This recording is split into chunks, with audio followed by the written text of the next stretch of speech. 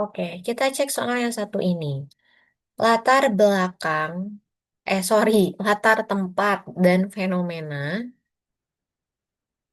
latar tempat dan fenomena utama yang dibahas dalam teks ditunjukkan oleh pernyataan yang mana nih? Yang menunjukkan dia latar tempatnya mana, fenomena utama yang dibahasnya tuh apa, gitu ya. Kita baca dulu. Di pinggir kota yang telah menjelma menjadi kawasan metropolitan terdapat sebuah desa kecil yang bernama Sindang Laya. Meski wilayahnya sempit, Sindang Laya menyimpan sejarah panjang tentang tambang emas di bawah tanah yang kini tinggal cerita. Namun kisah itu belum benar-benar berakhir. Raka, mahasiswa jurusan geologi semester akhir, memutuskan untuk mengangkat sejarah tambang itu sebagai topik skripsinya. Dia datang dengan alat seismograf, peta geostruktural, dan drone untuk survei udara. Meski warga menganggap tambang itu berbahaya dan mistis, Raka tetap menyusuri lorong-lorong tua dengan penuh kehati-hatian. Berhari-hari ia tinggal di rumah Pak Umar, mantan kepala penambang yang kini hidup dari hasil menjual kerajinan batu akik. Dari Pak Umar akan mendengar istilah asing seperti shaft, vein, dan ore body yang dulu digunakan Belanda dalam sistem penambangan bawah tanah. Kata-kata itu terekam kuat dalam catatan lapangan Raka. Namun, saat Raka menemukan dinding gua yang menggambarkan simbol-simbol aneh, ia ragu apakah ini bagian dari sistem pengamanan kolonial atau hanya coret-coret anak kampung.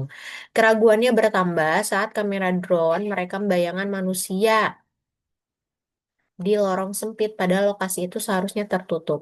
Malamnya Raka menulis sesuatu dalam jurnalnya, kenyataan dan mitos seringkali berpadu dalam ruang yang sama antara fakta geologis dan jejak kolonial. Terdapat cerita yang tak selalu bisa dipecahkan oleh alat ilmiah. Sindang Laya meskipun kecil maknanya menafsir ulang batas antara sains dan kepercayaan, namun disitulah letak nilai sejatinya. Latar tempatnya yang mana nih? Latar tempatnya berarti kan Sindang Laya ya. Latar tempat.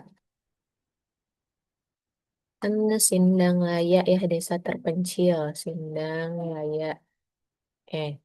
Fenomena utamanya apa? Fenomena utamanya adanya tambang emas bawah tanah ya. Sejarah tambang emas